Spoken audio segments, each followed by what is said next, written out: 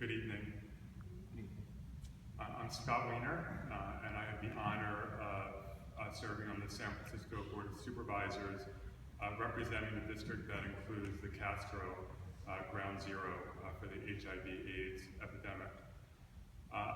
This epidemic is also very personal to me because I came of age as a gay man in 1987 when I was 17 years old, right at the height of this epidemic where so many people were getting sick and dying. And I still remember very vividly, shortly after I came out a couple years later, going to a gay bar in Philadelphia with my lesbian cousin and her partner. They weren't very good at carding in Philadelphia, I guess, at that point in time. And my cousin's partner saying to me, you know, it's great that you're coming out with the women, but you really need to meet some gay guys to go out with. And I wanted to bring some gay guys tonight, but all the gay guys I know are either dead or dying. And that was my introduction into the LGBT community. Now, we have been able to make some incredible strides against this epidemic, but it has been long and it has been painful, and we have lost way too many of our brothers and sisters who have perished in this epidemic, and way too many of our brothers and sisters continue to struggle with this disease here and around the world. We finally, in the mid-1990s, developed effective treatment to actually keep people alive, and those medications and antiretroviral therapy have gotten so much better over the years so that people only have to take a few pills with far fewer side effects.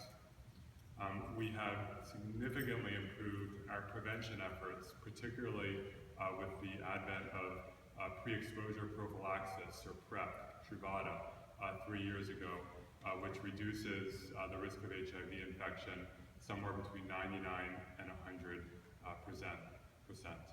And here in San Francisco, we have put all of this together, our wonderful advances in treatment and prevention techniques, to create something called Getting to Zero, where we can finally start seeing a light at the end of the tunnel, because we know that through the Getting to Zero program, we are going to end new HIV infections in San Francisco, and we are going to end HIV deaths in San Francisco.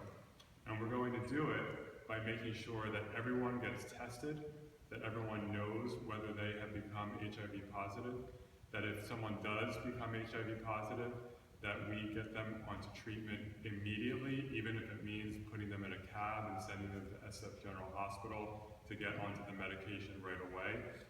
Because we know that if someone quickly gets onto the medication, he or she will be healthier, and it will also make it nearly impossible to transmit the virus to another person if you have viral suppression from the medication.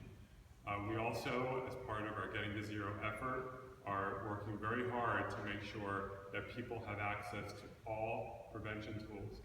And that means traditional prevention, such as condoms. It also means access to pre-exposure prophylaxis. And if we are able to do what we are setting out to do, and we've already made a lot of progress, to get people tested, to make sure that people know that they're positive, to make sure that everyone has access not just to life-saving medication, but to medication that will keep them healthy and part of our community. And if everyone has access to all prevention tools, if they are negative, then we will eliminate new infections, we will keep people healthy, we will end deaths from HIV here in San Francisco. Last year, 302 people became HIV positive in San Francisco. Now that is 302 too many, but you compare that to where we were 10 or 15 years ago, when it was 1,000 or more per year. We are seeing a collapse in infection rates, and we can see the light at the end of the tunnel. But this is just the beginning, because we know that even if we succeed, and we are succeeding in San Francisco, we have so much more work to do.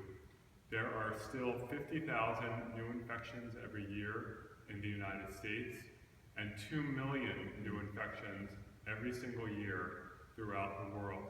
And so once we get to zero in San Francisco, we need to take this gospel to the state of California, to the entire United States of America, and around the world. Because as long as there is one person getting infected, one person who is sick or dying, one person who is losing his or her housing because they just don't have what it takes to actually be able to work and afford housing, then we have not succeeded. And I know we're going to succeed, and I know we're going to do it working together.